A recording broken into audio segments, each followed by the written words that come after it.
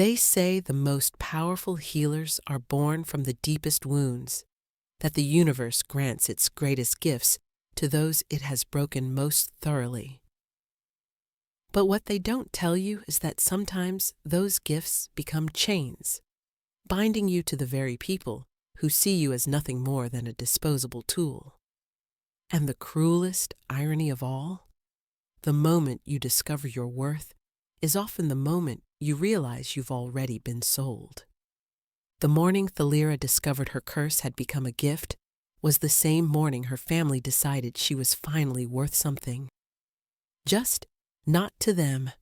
She knelt in the herb garden behind their crumbling cottage, fingers deep in the dark soil, when the voices drifted through the broken shutters.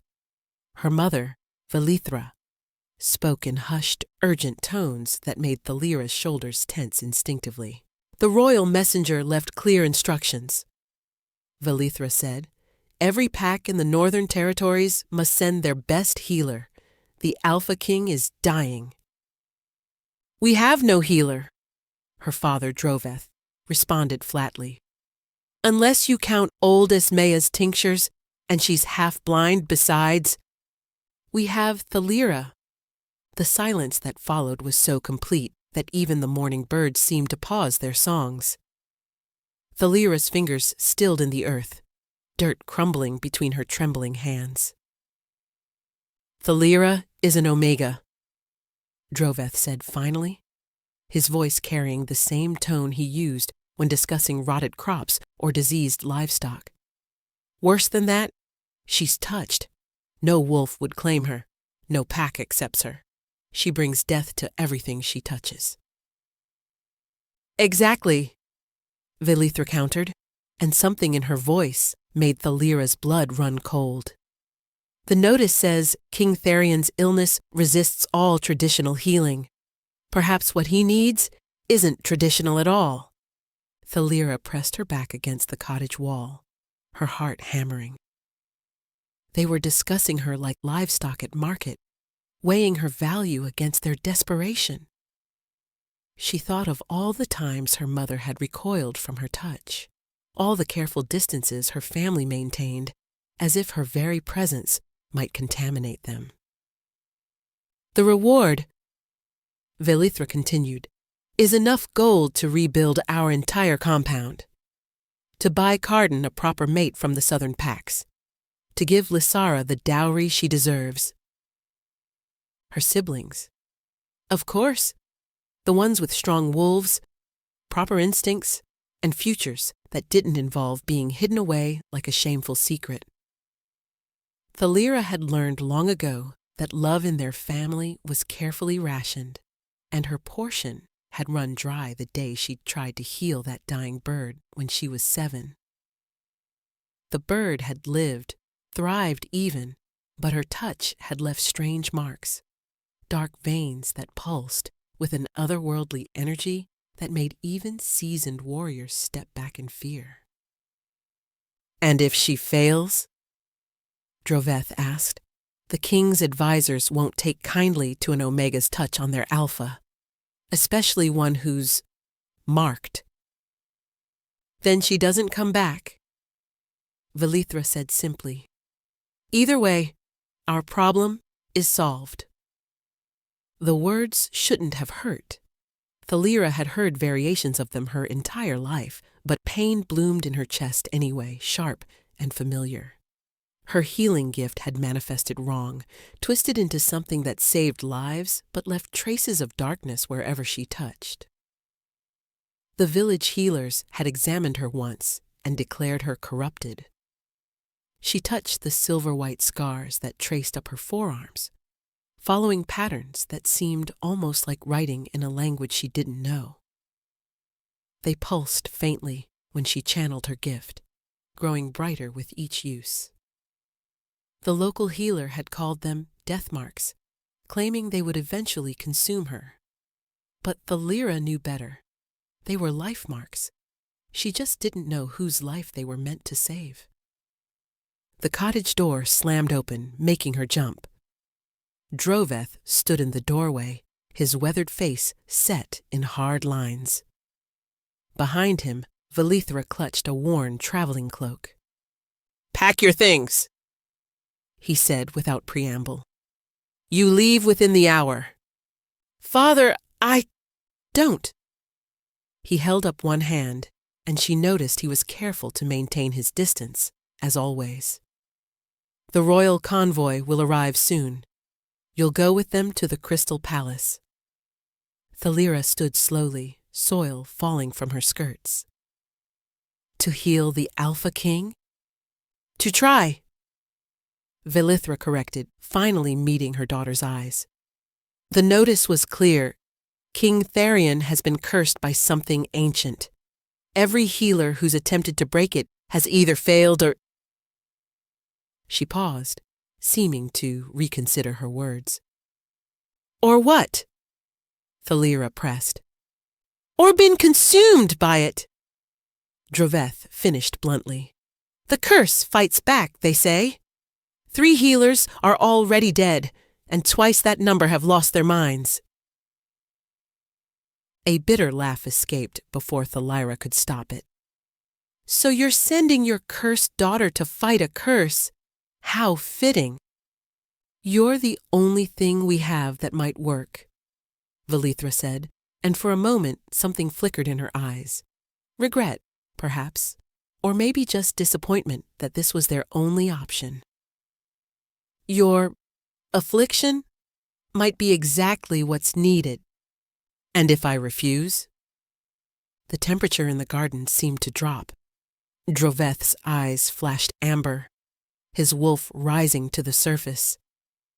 Even as a human, an alpha's dominance was absolute over an omega. "You won't," he said simply. "Because despite everything, you're still Pack. And Pack serves." The words were carved into every wolf's soul from birth. But Thalira had never truly been Pack, had she? She was the shadow at the edge of gatherings, the whispered warning to cubs who misbehaved, the cautionary tale of what happened when the moon goddess's gifts went wrong. "What about Ismaya?" Thalira asked suddenly. "She practically raised me. Shouldn't she—" "She's the one who suggested it," Velithra cut in, and that betrayal hurt worst of all. "She said your marks have been calling for something, growing brighter each night, responding to something beyond our understanding. Maybe this is it." The sound of approaching hooves ended any further discussion. The royal convoy had arrived, 6 black carriages bearing the king's seal, a howling wolf beneath a crown of thorns. Guards in midnight blue armor flanked the procession, their faces hidden behind silver masks. The lead carriage door opened, and a man emerged who made everyone in the garden instinctively bow, not from respect, but from the sheer weight of power he radiated. This was Beta Commander Ravik, the king's second, whose reputation for ruthless efficiency was legendary. His eyes, an unsettling shade of violet, swept over the family before settling on Thalira. His nostrils flared slightly, scenting her, and his lips curled in what might have been disgust or interest. "The Omega," he said, not a question. "You're the one who carries death in her veins?" Thalira lifted her chin, finding courage in her anger. "I carry life, Beta Commander. It just happens to look like death to those who don't understand it." Ravik circled her slowly, like a predator studying prey. "Bold words for one so low-born. The king's curse has already claimed several who spoke with such confidence. Then perhaps the king's curse needs someone who has nothing left to lose," she replied. "Thalira!" Velithra hissed, but Ravik held up a hand, silencing her. "Interesting," he murmured. He produced a scroll from his coat, presenting it to Droveth. "The terms.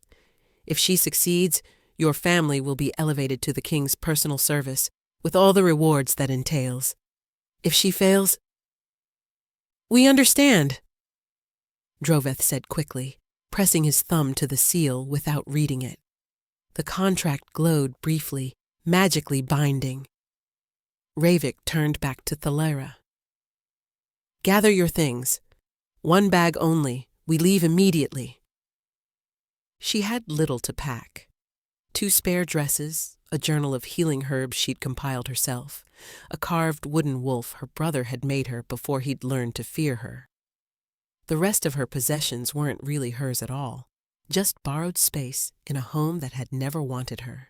As she emerged with her meager bag, she found Esmea waiting by the carriage. The elderly healer's clouded eyes seemed to see straight through her. Child, the old woman said softly, pressing something into Thalera's palm. It was a small vial filled with silvery liquid that seemed to move on its own. When you touch him, and you will touch him, remember that sometimes to heal is to claim, and to claim is to surrender. The old magic recognizes its own. Before Thalera could ask what she meant, Ravik's hand closed around her arm, guiding her firmly toward the carriage. She didn't look back at her family. There would be no tearful goodbyes, no promises to write. As the carriage pulled away, she heard her mother's voice one last time. Finally, the shame might be lifted. The words followed her into the dark interior of the carriage, where Beta Commander Ravik watched her with those unsettling violet eyes, making notes in his leather journal. Through the window, the familiar landscape of her village faded, replaced by the unknown path that led to the Crystal Palace, and to a fate that would transform not just her marks, but the very nature of what it meant to be Omega. The Crystal Palace rose from the mountain like a fever dream, its spires twisting into the clouds as if trying to pierce heaven itself. Thalera pressed her face to the carriage window, watching the structure grow larger with each turn of the wheels. Built from white stone that seemed to pulse with inner light, the palace should have been beautiful. Instead, it radiated wrongness, like a perfect smile hiding rotted teeth. Impressive, isn't it? Beta Commander Ravik commented from across the carriage. He'd been studying her for the entire 3-day journey, making notes in his leather journal. They say King Tharion's grandfather killed 1,000 enemies to claim this mountain. Their blood still feeds the roses in the lower gardens. Thalera pulled back from the window. Is that meant to frighten me? Merely to inform. He snapped the journal shut. You should understand what kind of power you're about to encounter. The Valdris line doesn't suffer fools or failures. The carriage lurched to a stop in a courtyard of black marble. Guards surrounded them immediately, their faces hidden behind those unnerving silver masks. Thalera was hustled out, her bag taken before she could protest, and marched through a side entrance she suspected was reserved for servants and other undesirables. The corridors they traveled were narrow and dim, lit by crystals that cast sickly green shadows. Other servants pressed themselves against walls as they passed, averting their eyes. She caught whispers of another healer and won't last the night, following in their wake. They descended stone steps that grew colder with each level, until Thalera's breath misted in the air. Finally, Ravik stopped before an iron door marked with symbols that made her skin crawl. The purification chamber, he announced, producing an ornate key.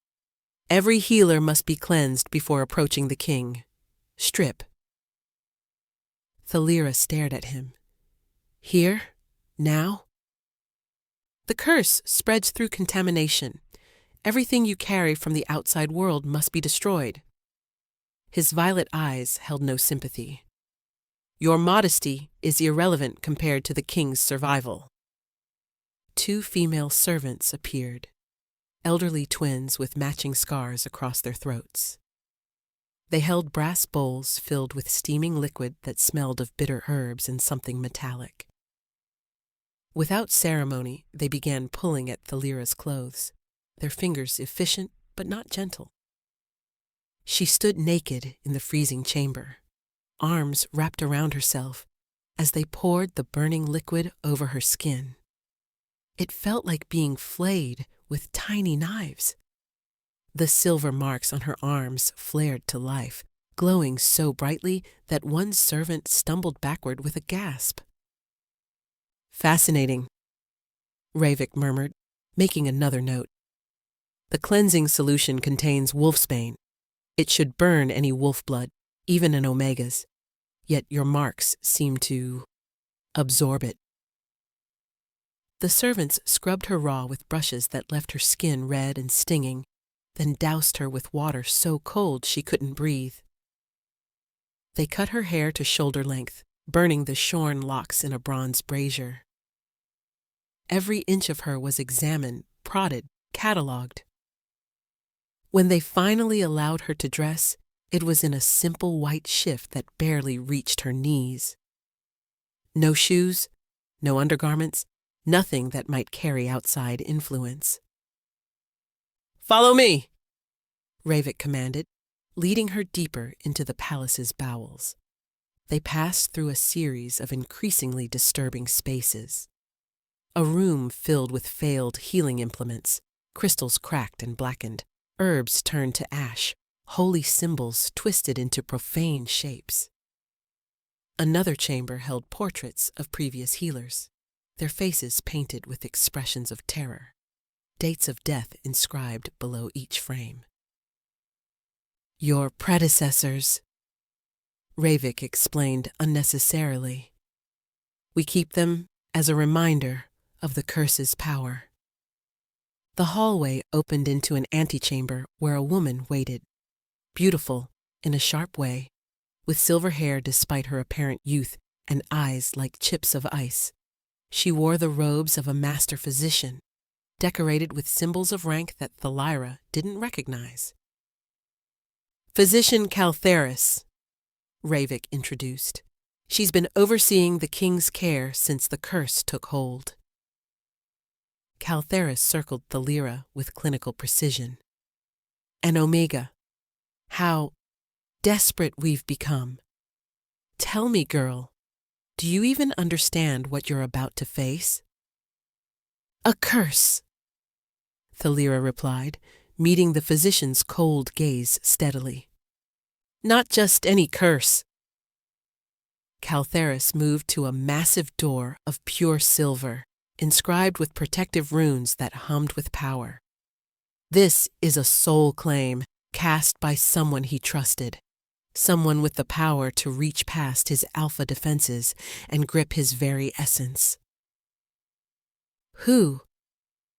"If we knew that, we'd have hunted them down already." Caltheris placed her hand on the door, and the runes flickered. "The curse is feeding on him, draining his life force to fuel itself. Every time we try to break it, it digs deeper. Traditional healing accelerates it. Divine magic makes it spread. We've tried everything."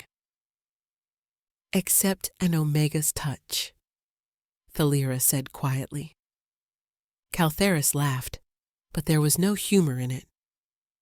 "What makes you think your weak blood could succeed where alpha healers have failed?" "Because I'm already broken," Thalira answered honestly. "The curse can't corrupt what's already considered corrupted." Something shifted in Caltheris's expression, perhaps a grudging respect. She gestured to the guards, who moved in perfect synchronization, each grasping a handle and pulling. The door opened silently despite its obvious weight, revealing darkness so complete it seemed solid. The smell hit her first, not decay, but something worse. The absence of life, as if the very air had been drained of vitality. Then came the cold, different from the natural chill of the lower levels. This was the cold of void, of spaces between stars. "The king awaits," Ravik said, gesturing her forward. "We'll seal the door behind you. If you succeed, knock 3 times. If you fail, well, we'll know." Thalira stepped into the darkness, and the door closed with a sound like a tomb sealing. For a moment she stood in absolute blackness, her heart pounding so hard she thought it might escape her chest. Then, gradually, her eyes adjusted, or perhaps the darkness itself shifted to allow her vision. The chamber was vast, its ceiling lost in shadow. Black silk hung from invisible supports, creating a maze of curtains that moved without wind. At the center, barely visible, stood a bed that seemed carved from a single piece of obsidian. And on that bed lay Alpha King Tharion. Even dying, even cursed, he was magnificent in the way a storm is magnificent, terrible and beautiful, and utterly beyond human scale. His hair, black as the space between thoughts, spread across pillows like spilled ink.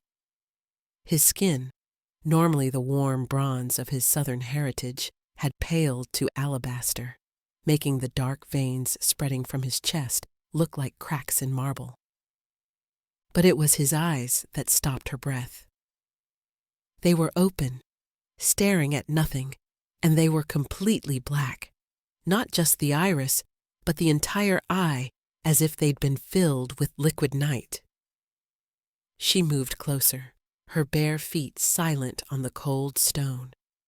This close, she could feel the curse like a living thing, coiled around the king's soul like a parasitic vine. Her marks began to pulse, responding to something in the darkness that surrounded him. The dark veins originated from a wound over his heart. Not a cut, but what looked like a handprint burned into his flesh. The curse caster had touched him there, branded their essence into his very being. "So, you're the sacrifice they've sent this time," she whispered to the unconscious king. "And I'm the one fool enough to try." She extended her hand slowly, watching her marks brighten in response to the curse's presence. The silver patterns on her arms shifted, rearranging themselves into new configurations she'd never seen before. The moment her fingers hovered over the king's chest, the curse struck. Pain exploded through her arm like lightning made of ice, racing up from her fingertips before she'd even made contact. She jerked back, gasping, as her marks flared so bright the entire chamber was momentarily illuminated. But something strange was happening.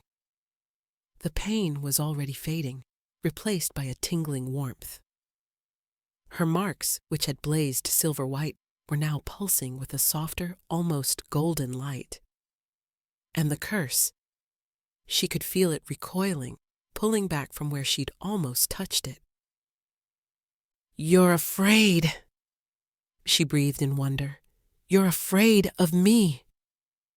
The king's body convulsed suddenly.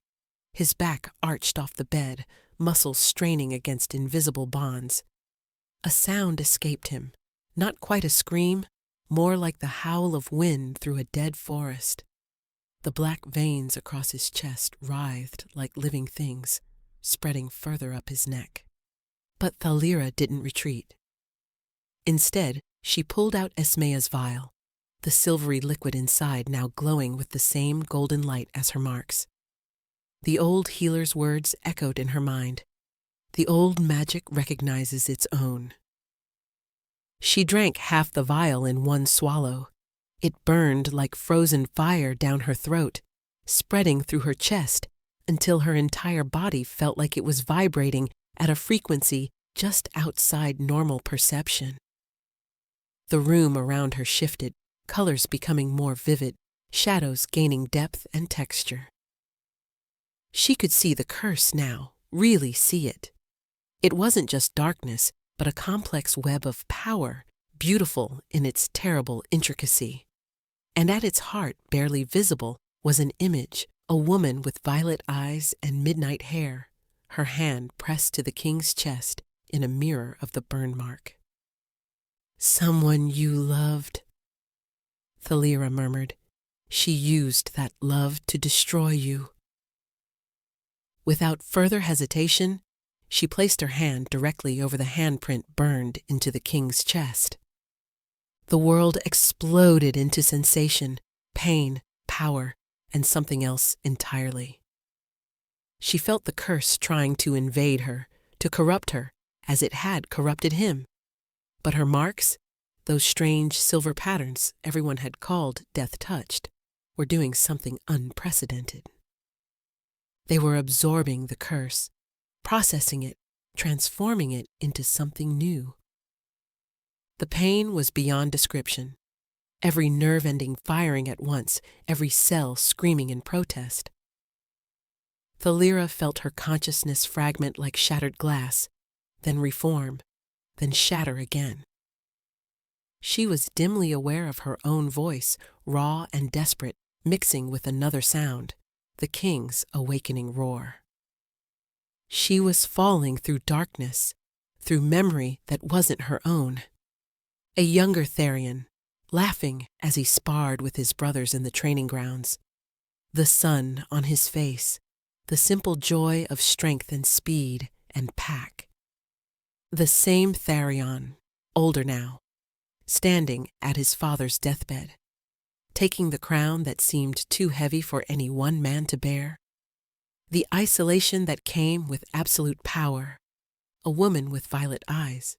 Beautiful, dangerous, familiar. "I can ease your loneliness," she promised. "I can be what you need." Her lips on his, sweet like poison berries.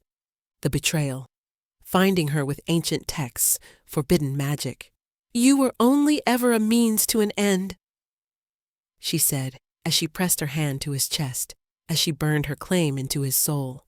"Your power will feed my ascension." Thalira gasped, jerking back to partial awareness.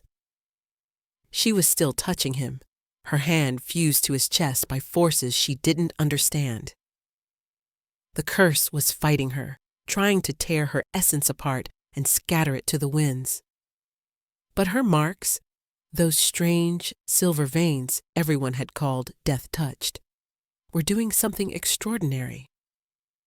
They were not just absorbing the curse, but metabolizing it, breaking it down into component parts and rebuilding it as something else entirely. The door burst open, flooding the chamber with light. Caltheris stood there, her composed facade cracked with shock. "Impossible!" she breathed, moving closer despite the obvious danger. "You're channeling it. How?" "Stay back!" Thalira warned through gritted teeth. Golden light was spreading from her hand across the king's chest, meeting the darkness in a violent collision of opposing forces. The king's eyes suddenly focused, not the black voids of before, but swirling pools of gold and shadow, aware and present, and fixed on her with an intensity that should have sent any Omega cowering. "Who?" he gasped, his voice rough from disuse. "Who dares?" "Someone trying to save your ungrateful life," she gritted out, pouring more power into the connection. "Now, be quiet and let me work." An Alpha King being told to be quiet by an Omega should have been impossible. The dominance hierarchy should have crushed her for even attempting it, but something in her touch held weight that transcended normal pack dynamics. The curse made one last desperate attempt to maintain its hold.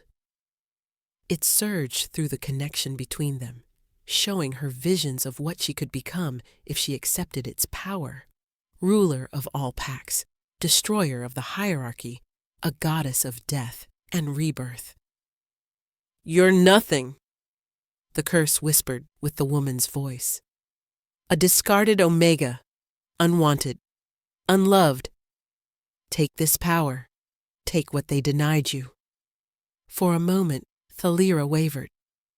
The temptation was real, to become something feared rather than pitied, powerful rather than discarded. But then she felt something else through the connection. The king's true essence, trapped beneath layers of corruption, reaching for her with desperate hope. Not the Alpha King, but Tharion. Just a man poisoned by someone he'd trusted, dying alone in the dark. "I don't want power," she said, both to the curse and to him. "I just want to heal." She pulled harder, dragging the curse into herself with violent determination. Her marks spread from her arms across her entire body, neck, chest, legs, even her face, creating an intricate network of golden lines that made her look like she'd been shattered and reformed with light as mortar. The curse tried to corrupt her, to turn her into what it needed. But it couldn't corrupt what was already considered corrupted. It couldn't break what was already broken. It couldn't claim what had already claimed itself long ago, in a garden where a 7-year-old girl had chosen to heal despite the cost. With a final, agonized shriek that shattered every piece of glass in the chamber, the curse tore free from the king's soul and plunged entirely into Thalira. She collapsed, her hand finally releasing from his chest. The last thing she saw before darkness took her was the king's face, not beautiful anymore, but raw, real, and staring at her with something that looked impossibly like recognition. When consciousness returned, it came slowly, like surfacing from deep water. She was no longer in the curse chamber, but somewhere warm, soft. Silk sheets, she realized. A bed that smelled of lavender and something masculine. Cedar, perhaps. "You're awake." She turned her head, wincing at the movement.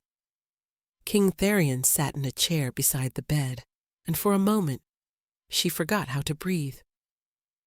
He was healed, completely, impossibly healed. Gone were the black veins, the cursed wound, the deathly pallor. He looked like a god of war given flesh, all dangerous grace and barely contained power.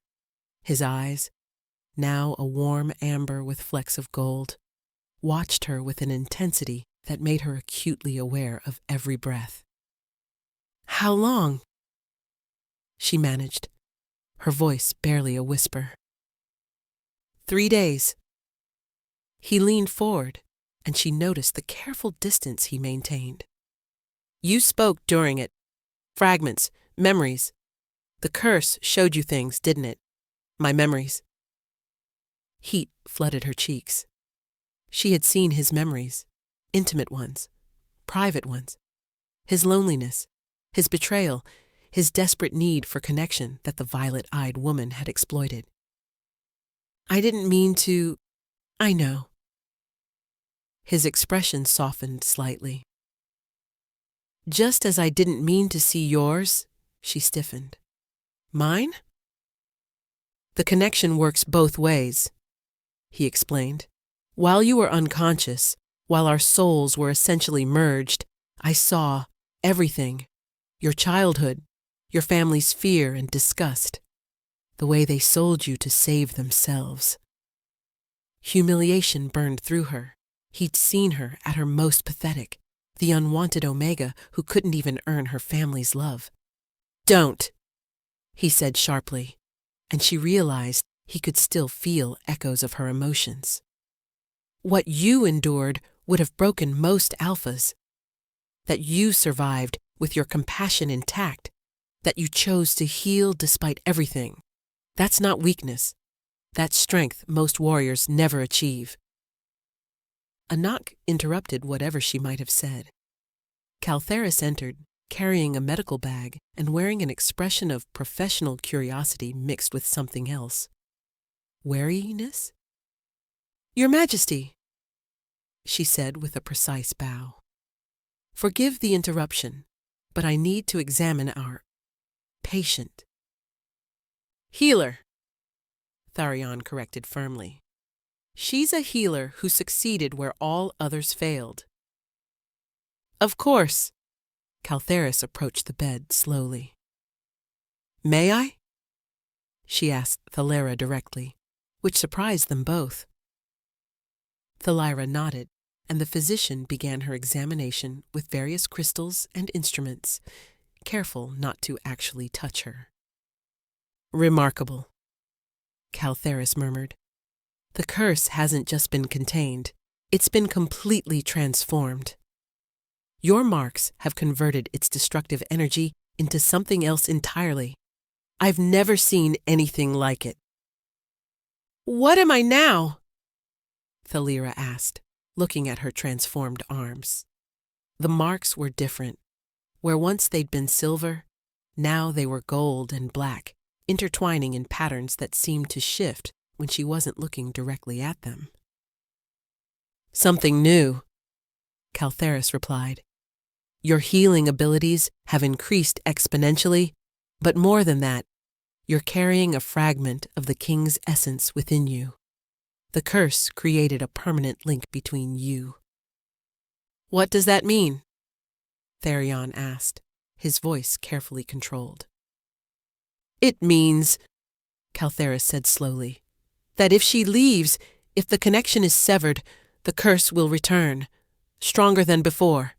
She's not just its container, she's its guardian. The two of you are bound. Silence fell over the room like a heavy blanket. Thalera felt the weight of that pronouncement settle into her bones. She'd saved the king, yes, but in doing so had chained herself to him permanently. My family, she began, has already been informed of your success, Tharion said. They've been rewarded as promised. Lands, titles, gold. They've relocated to the southern territories. Far from her, the message was clear. They'd gotten what they wanted and had no interest in the daughter who'd earned it for them. I see, she said quietly. You're not a prisoner, Tharion said suddenly. You'll have rooms in the royal wing, servants, anything you need. You saved my life. The least I can offer is comfort. Rooms in the royal wing? Caltheris's eyebrows rose. Your Majesty, the court will accept my decisions. He cut her off. Anyone who questions the placement of the woman who saved their king can challenge me directly. There was something dangerous in his smile, a reminder that beneath the refined exterior was a predator who'd claimed his throne through blood and strength. The royal wing was a different world entirely. Where the rest of the palace was crystal and cold stone, here warmth radiated from amber-colored walls decorated with tapestries depicting the history of the Valdris line. Thalera's rooms, and they were rooms, plural, which still amazed her, were more luxurious than anything she'd ever imagined. A sitting room with velvet couches and shelves already stocked with books. A bedroom with a bed large enough for 4 people, draped in silks the color of moonlight. A private bathing chamber with a tub carved from rose quartz. And most surprising of all, a workshop filled with healing supplies, herbs, crystals, and texts she'd only dreamed of accessing. This is excessive, she said for the 3rd time, standing in the center of the workshop, afraid to touch anything. It's necessary, Tharion replied from the doorway. He'd been watching her explore each room, seeming to take pleasure in her wonder. You're not just a healer anymore. You're the keeper of my curse. That position requires resources. She turned to face him, still struggling to reconcile the dying man she'd touched 3 days ago with the vital, overwhelming presence before her now. The connection between them hummed quietly, like a string perpetually vibrating just below her consciousness. What happens now? She asked. You're healed, but I'm... This. She gestured at her transformed marks. "What's my purpose here?" "To live," he said simply. "To learn what you've become. And to help me understand why someone I trusted tried to kill me." Before she could respond, a bell chimed through the palace. Tharion's expression hardened. "Court," he said with obvious distaste. "I have to attend. The nobles need to see their king recovered, or rumors will spread." He paused at the door. "Will you be all right alone?" The thought of being left in these overwhelming rooms made her anxious, but she nodded. "I'm used to solitude." Something flashed in his eyes. Anger, but not directed at her. "Not anymore," he said firmly. "I'll send someone to keep you company. And Thalira, don't leave the royal wing yet. Not until we understand how the court will react to your presence." After he left, Thalira explored the workshop more thoroughly. The books were ancient, some in languages she didn't recognize. The herbs were rare, some she'd only heard about in legends. Everything here was worth more than her family's entire village. She was examining a crystal that pulsed with inner light when she heard footsteps. Not Tharion's. She'd already memorized his gait through their connection. These were lighter, quicker. A young woman appeared in the doorway, perhaps 16 or 17, with auburn hair and bright green eyes that marked her as a fox shifter. She wore servant's clothes, but carried herself with more confidence than any servant Thalira had known. "Hello," the girl said brightly. "I'm Liralee. His Majesty asked me to attend you, though honestly, I volunteered. Everyone's dying to know about the Omega who saved the king." Thalira tensed. "Everyone?" "Oh yes, the whole palace is buzzing. Some say you're a witch. Others think you're blessed by the moon goddess herself. The really creative ones think you're secretly an alpha in disguise." Liralee grinned. "Personally, I think you're just incredibly brave or incredibly foolish, possibly both." Despite herself, Thalira smiled. "Definitely both." "Excellent. Brave and foolish people are always the most interesting." Liralee moved into the room with easy familiarity. "So, what should I call you? My lady? Healer Thalira? Savior of the realm?" "Just Thalira is fine." "Oh, good." The titles were getting exhausting. Liralee perched on a stool. "Is it true your marks glow? Can I see?" Thalira hesitated, then pushed up her sleeve. The gold and black marks spiraled up her arm like living tattoos. As she watched, they pulsed gently, responding to her attention. "Beautiful," Liralee breathed. "They look like the old scripts, the ones from before the pacts were formed. My grandmother would love to see these. She's the palace archivist, knows everything about everything, or at least pretends to." Before Thalira could respond, a commotion arose from somewhere below. Shouting, then the sound of something breaking. Liralee jumped to her feet. "That's coming from the throne room," she said. "Something's wrong." Thalira felt it. Tharion's sudden rage burning through their connection. Someone had challenged something he considered his. Without thinking, she moved toward the door. "You can't go to court," Liralee called after her. "Omegas aren't allowed." But Thalira was already running, drawn by the pull of their connection. She found a balcony overlooking the throne room and pressed herself against the railing. Below, the throne room was packed with nobles in their finest clothes. At the center, Tharion stood before his throne, every line of his body radiating controlled violence. Facing him was another alpha, older, with silver threading through his dark beard. An insult to every alpha in the realm, the older man was saying. An omega in the royal wing? Have you lost your mind, along with your curse? Careful, Lord Aldrich. Tharion's voice was deadly quiet. You're speaking about the woman who saved my life. A convenient story, Aldrich sneered. More likely she's bewitched you. No Omega has that kind of power. She's an abomination, and keeping her here... He didn't finish.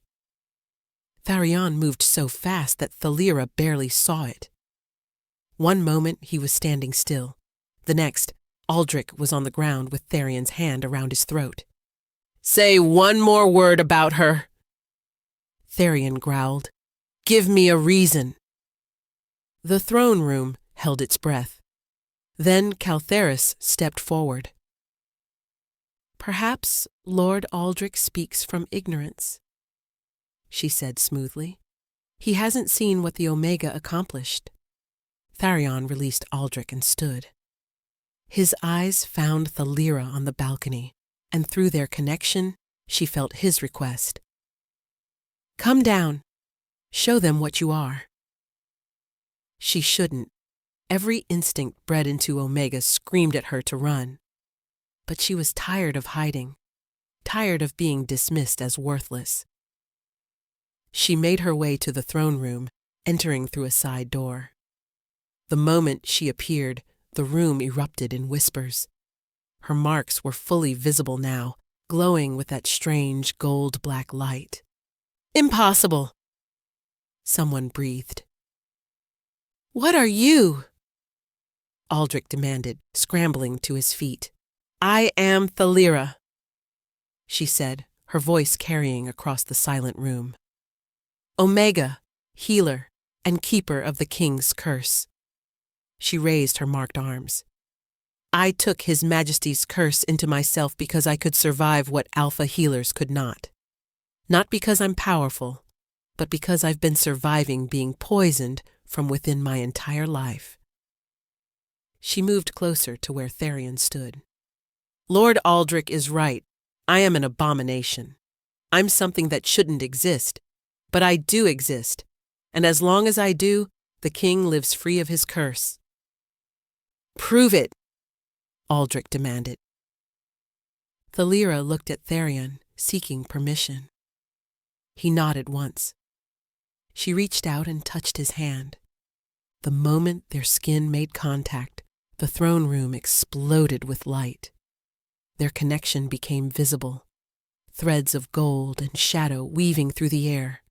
Everyone could see it, the curse contained within her marks, held in check by her will alone.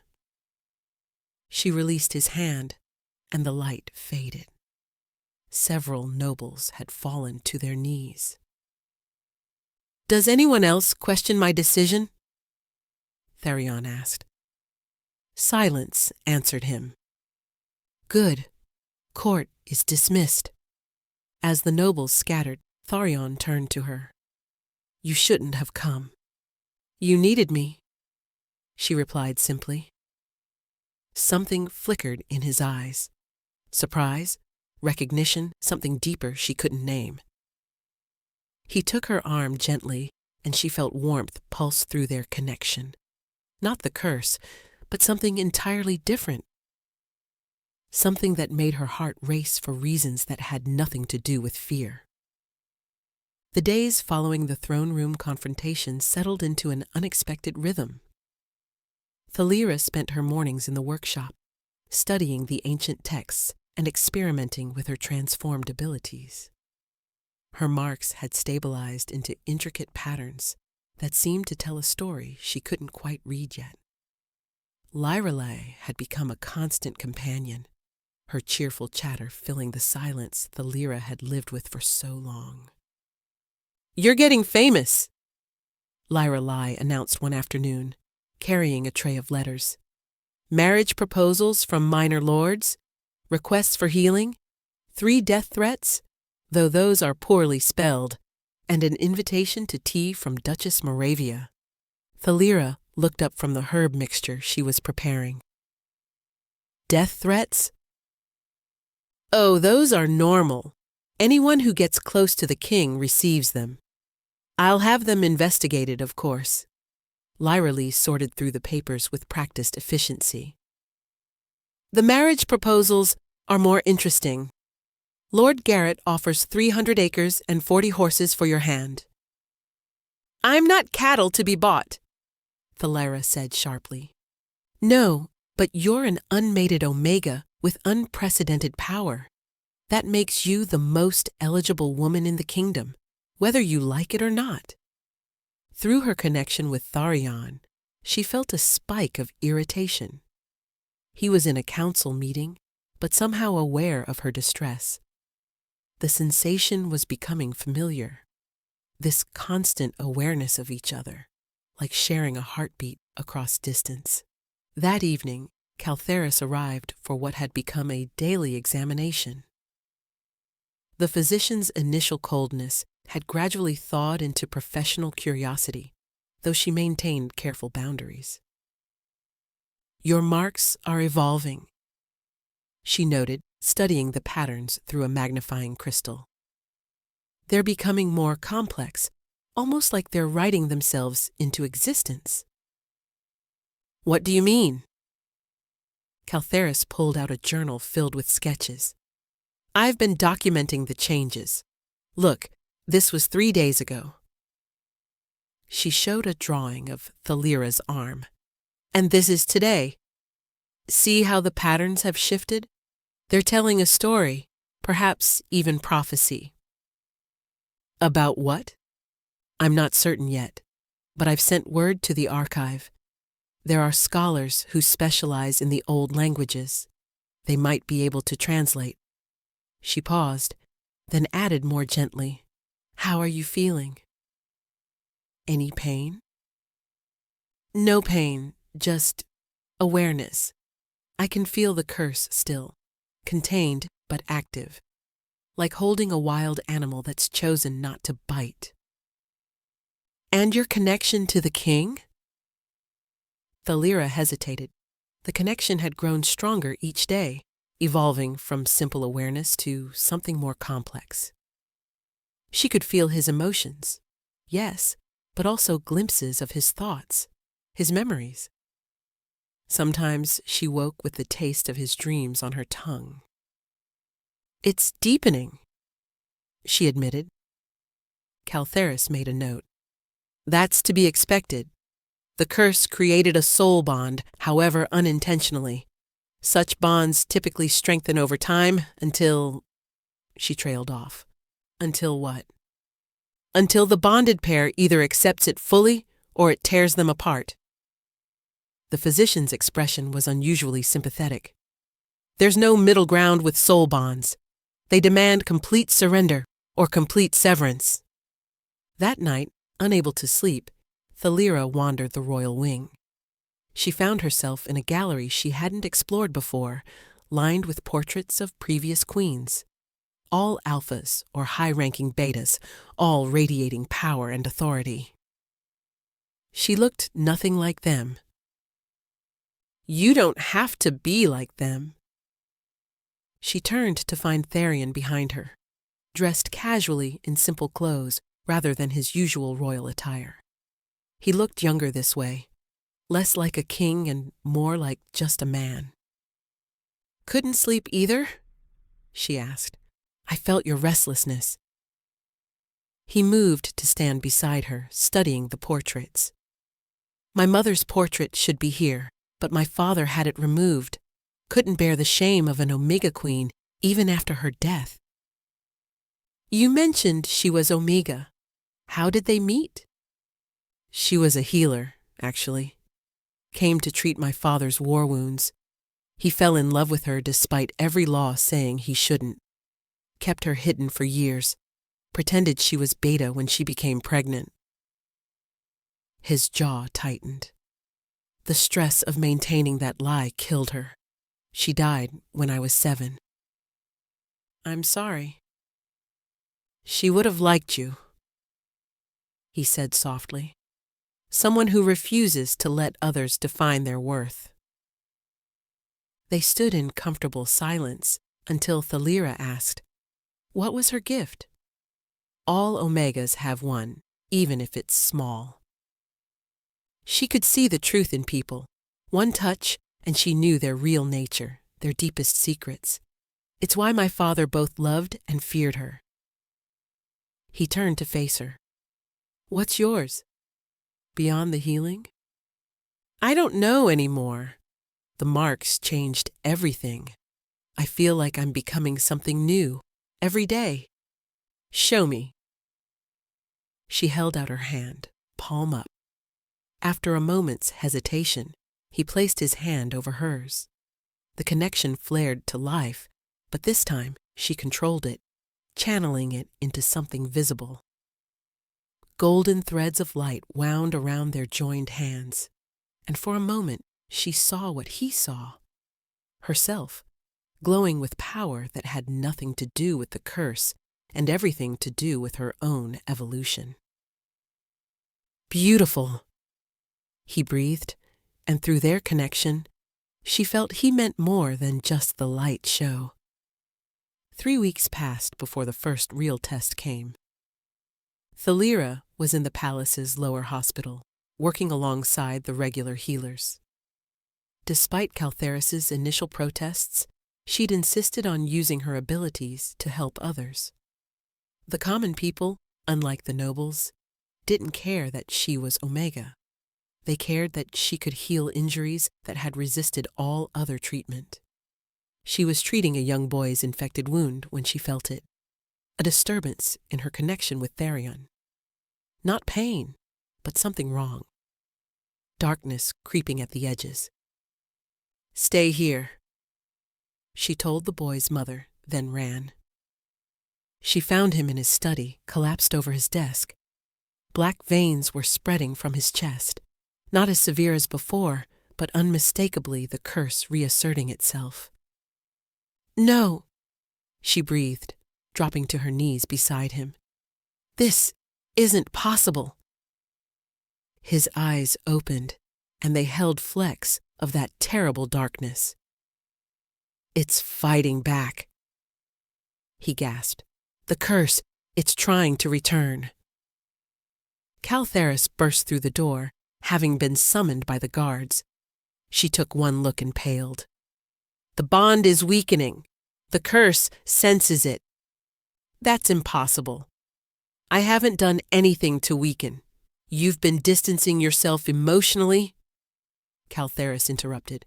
"I've observed it. You maintain physical proximity, but emotional barriers. The curse exploits any weakness in the bond." Thalira placed her hands on Therion's chest, pouring her power into him. The marks on her skin blazed, and slowly, painfully, the black veins retreated. But she could feel the effort it took, much more than it should have. "This is temporary," Caltheris said bluntly. "The curse will keep trying to return unless the bond is stabilized." "How?" Therion asked, his voice rough. "You know how." The physician's expression was grave. "Soul bonds require complete acceptance. No barriers, no hesitation. You're both holding back, and it's killing the connection." That night, Therion came to Thalira's rooms. She was on her balcony, watching the stars, when she felt him approach. "We need to talk," he said. "I know." He stood beside her, close enough that she could feel his warmth. "I've been keeping my distance, trying to give you space, not wanting to pressure you. But today proved that's not possible. The bond demands more. It demands everything." He turned to face her. "Thalira, I need to know, is this just obligation for you? The bond, staying here, helping me? Because if it is, we need to find another solution." She was quiet for a long moment, wrestling with truths she'd been avoiding. "At first, yes. It was obligation. I was sold to save you, bound by a curse neither of us chose.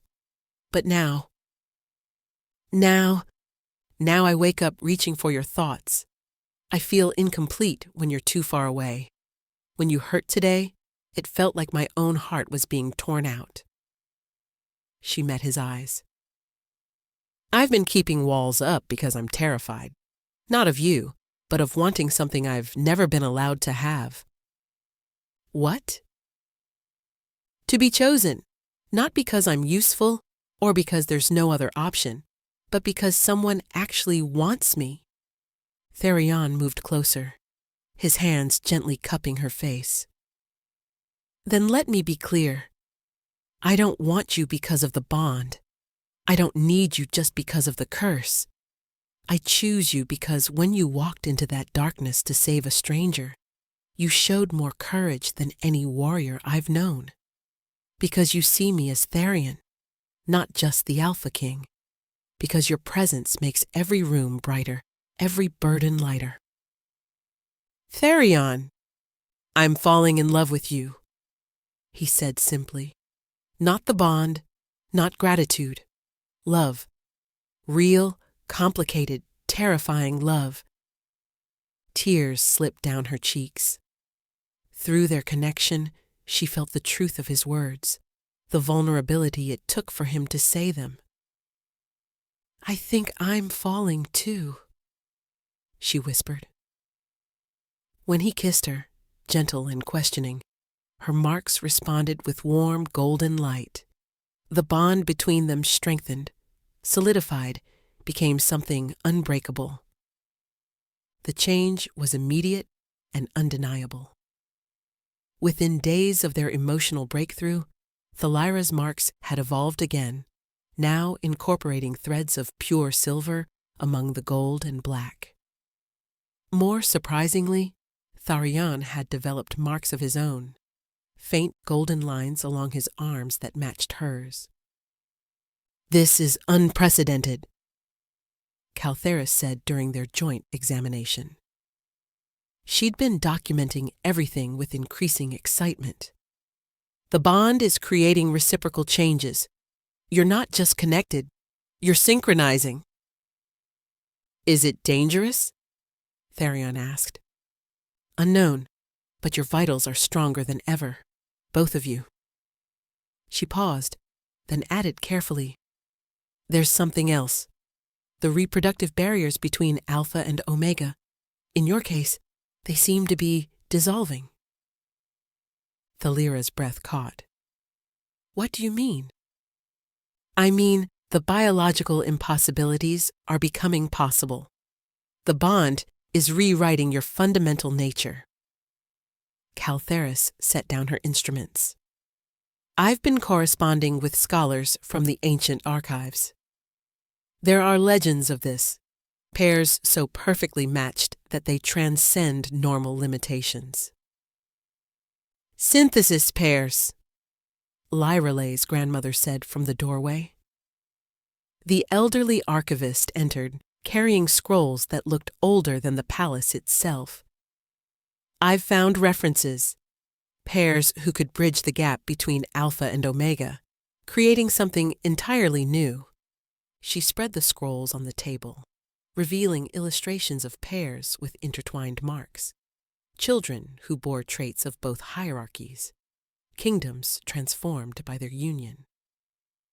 These are myths, Tharion said, though his voice held wonder. Myths born from truth, the archivist corrected. Every 1,000 years or so, a pair emerges who can change the fundamental nature of our kind.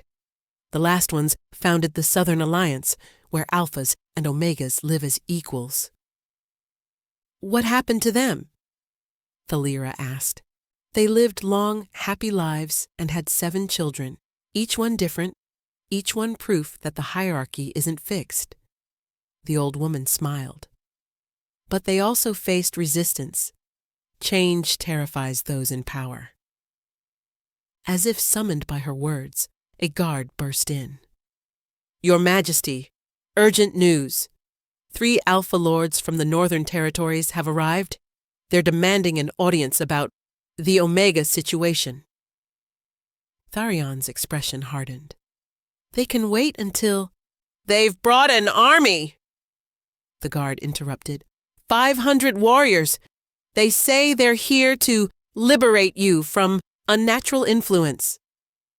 The throne room was tense when they entered. 3 Alpha Lords stood in formation. Lord Aldrich had returned, accompanied by Lords Garrett and Thorn.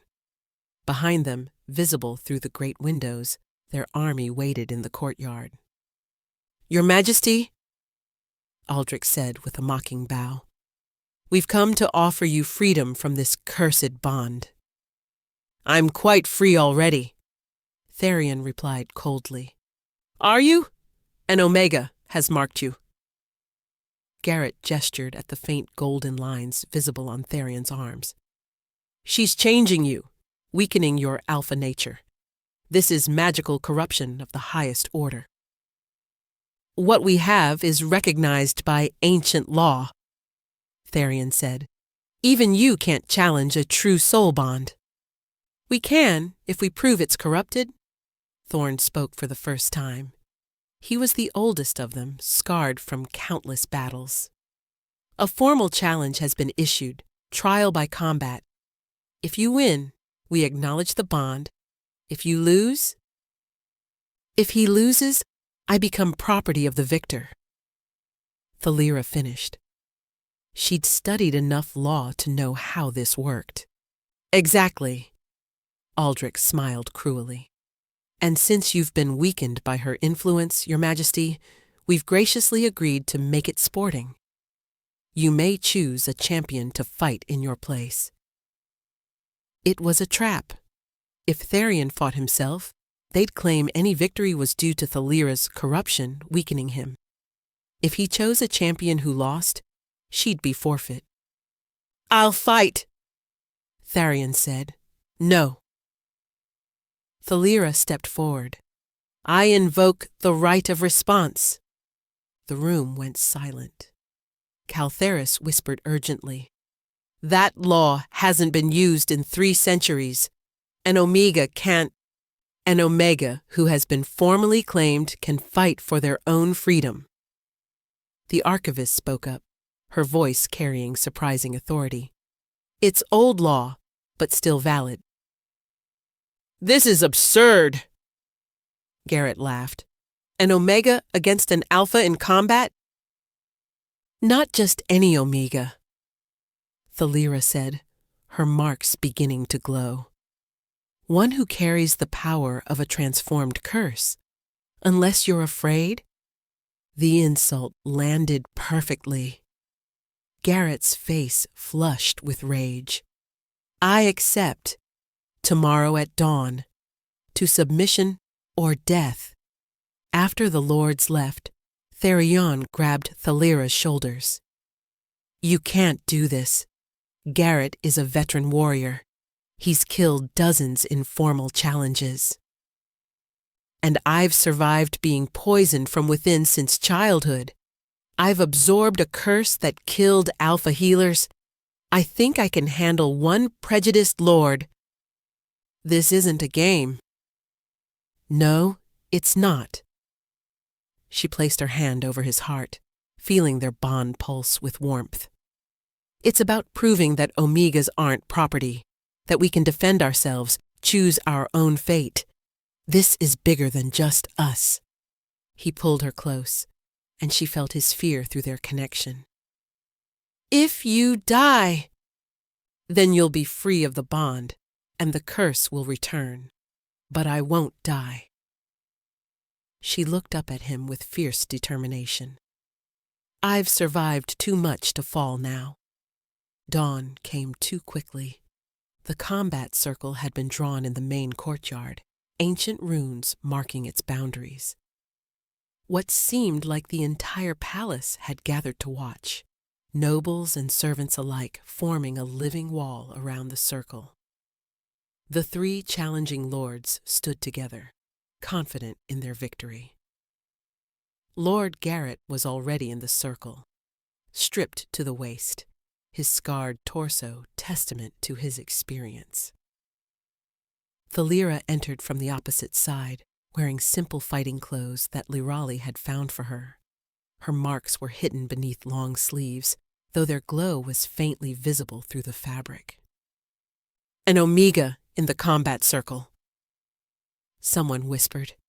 "Blasphemy. The king must be truly bewitched to allow this," another replied. Tharion stood at the circle's edge, his tension visible in every line of his body. Through their bond, she felt his desperate desire to intervene, held back only by his respect for her choice. "Trust me," she sent through their connection. "Always," came his response, though worry colored it. "The rules are simple," Lord Thorn announced. "Combat continues until submission or death.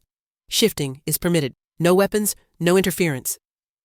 He looked directly at Tharion. "From anyone." Garrett grinned, already savoring victory. "Ready to return to your proper place, Omega? On your knees?" "The only one kneeling today will be you," Thalira replied calmly. The bell rang. Garrett moved faster than she expected, crossing the circle in 2 strides. His fist connected with her ribs before she could dodge, sending her rolling across the stone. The crowd gasped, some in sympathy, others in satisfaction. "Pathetic!" Garrett laughed. "This will be over in—" Thalira rose, and her sleeves had torn from the impact. Her marks blazed visible, gold and black and silver, intertwining in patterns that seemed to move. Where he'd struck her, the marks had absorbed the impact, converting kinetic energy into power. "Interesting," she said, spitting blood. "Hit me again." Confused but eager, Garrett obliged. This time, she didn't try to dodge. His fist connected with her stomach, and she felt the curse within her respond, drinking in the violence, transforming it. The marks spread, covering more of her visible skin. "What are you?" Garrett stepped back, uncertainty creeping into his expression. "Something new?" she replied. Then she moved.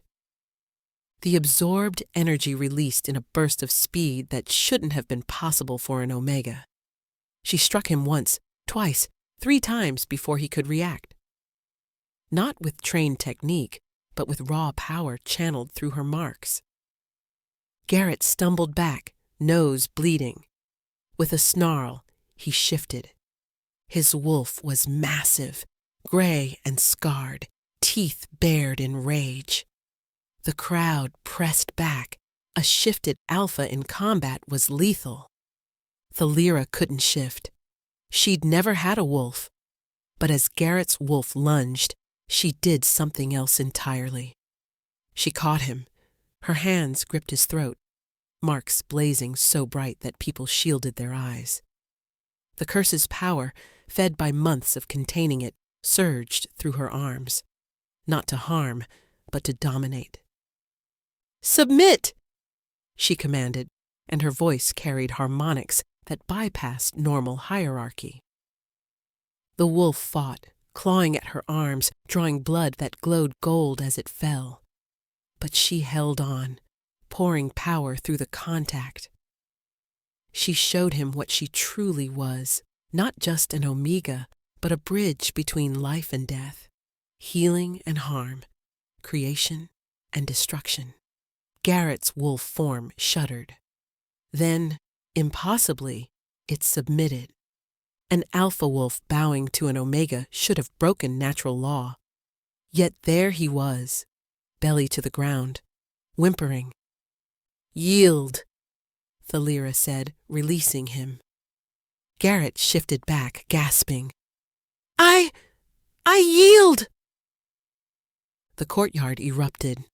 Some shouted about impossibility, others about dark magic, but the combat had been clean, witnessed by hundreds. "The challenge is settled," Thorn said reluctantly. "The bond stands." Aldrich stepped forward, face twisted with rage. This proves nothing except that she's even more dangerous than we thought. She must be... Must be what? Tharian's voice cut through the noise. He entered the circle, moving to stand beside Thalira. Destroyed? Imprisoned? For the crime of being stronger than you expected? She's an aberration. She's the future. Tharian took Thalira's hand, their joined marks glowing in harmony. The world is changing, lords. The rigid hierarchies that have defined us for millennia are crumbling. We can evolve or become extinct. He turned to address the entire crowd. Let it be known throughout the kingdom, Thalira is not just my bonded, but my equal, my partner, my mate in every sense that matters. Any who challenge her, challenge the throne itself. You cannot mate an Omega! Garrett protested, struggling to his feet. I can, and I will, Tharian replied. Unless anyone else wishes to challenge either of us? Silence answered him.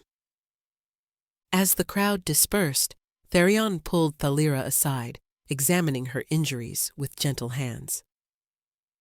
You're hurt? I'm healing, she corrected, watching the cuts close under the influence of her marks. The curse's power. I'm learning to channel it. You were magnificent, he said softly. Terrifying, but magnificent. I had good motivation. She leaned into him, suddenly exhausted. I couldn't let them take me from you. Never, he agreed, pressing his lips to her forehead. We're bound, remember? In soul, and now, in choice. Caltheris approached them, and for the first time since Thalira had met her, the physician was smiling. That display will have consequences. Word will spread, an Omega who defeated an Alpha in formal combat. Good, Thalira said. Let them know we're not helpless. You're not just not helpless, Caltheris corrected, her respect now evident. You're revolutionary. I've been studying the ancient texts the archivist found. What you two are becoming, it could change everything. That evening, in the privacy of Tharian's chambers, they sat before the fireplace. Thalira was curled against his side, their marks glowing softly in the firelight.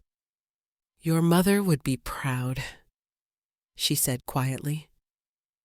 She would have loved you, he agreed, an Omega who refuses to be diminished. A king who sees beyond hierarchy. A perfect match. He tilted her chin up, and his kiss was gentle, reverent. Marry me. She pulled back, startled. What? Not a political arrangement or a bond forced by curse. A real marriage, a choice. His eyes searched hers. I love you, Thalira. Not because of what you can do or what you represent, but because of who you are, your courage, your compassion, your strength. Marry me. Through their bond, she felt the depth of his sincerity, the hope and fear and love all tangled together. Yes, she whispered, then louder, laughing. Yes!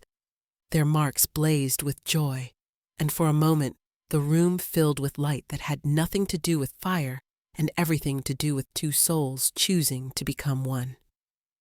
1 year later, the throne room had been transformed for the ceremony. Where once only the highest nobles would have stood, now beings of every rank filled the space. Omegas stood beside Alphas, Betas mingled freely, and the rigid formations of old had given way to something more organic, more alive. Thalira stood before the great window, wearing a gown that incorporated her marks into its design, gold and black and silver threads that seemed to capture light itself. Her hands rested on the subtle swell of her stomach, where the impossible had become reality. Nervous? Lyrelai asked, making final adjustments to the crown of silver flowers in Thalira's hair. Terrified, Thalira admitted. Not about the wedding. We've been bonded so long that feels like formality. But this... She touched her stomach again. Caltheris, now a close friend rather than just physician, smiled warmly. The children are healthy. Both of them. Twins. Thalira still marveled at the word. One presenting markers for alpha, one for omega, but both carrying aspects of each. You were right. We're becoming something new. The first of many, the archivist added from her chair. She'd become a permanent fixture in their lives, documenting everything. Across the kingdom, others are manifesting similar changes. The rigid hierarchy is dissolving, replaced by something more fluid.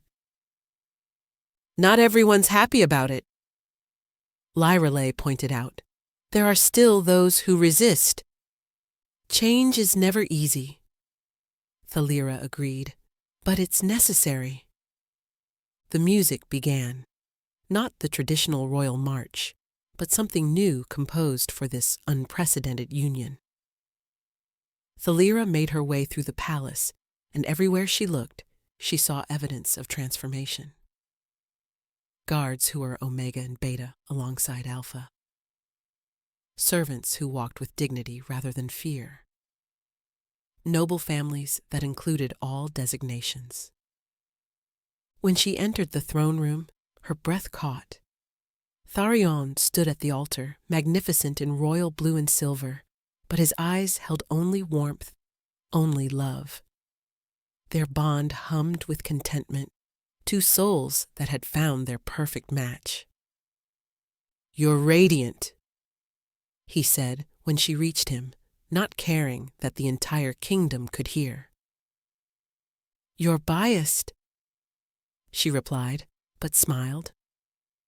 The ceremony itself blended old traditions with new understanding.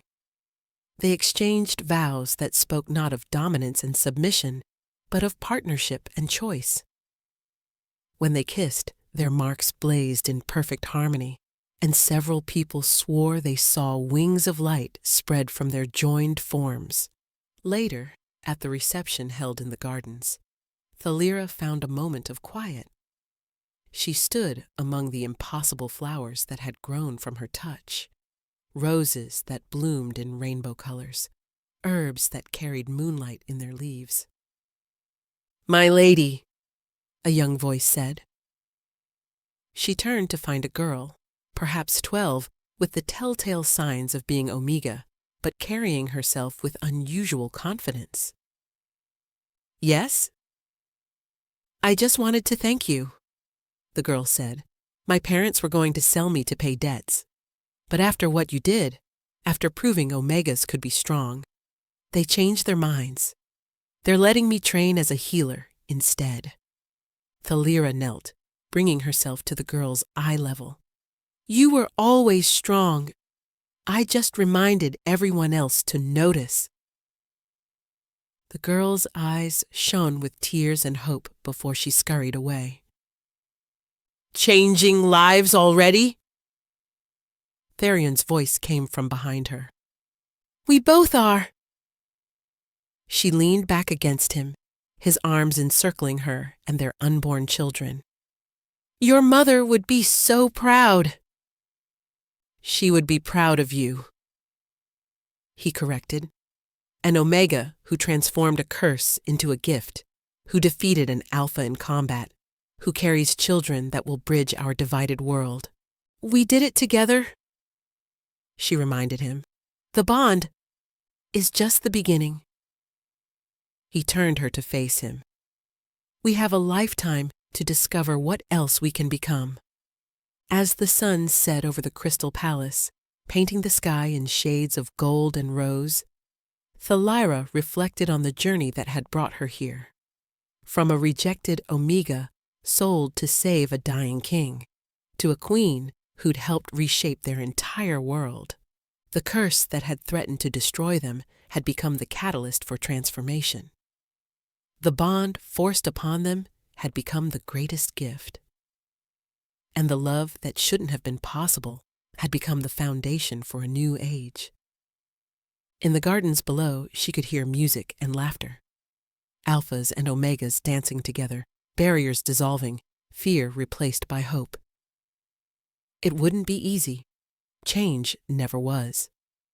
There would be resistance, setbacks, moments of doubt.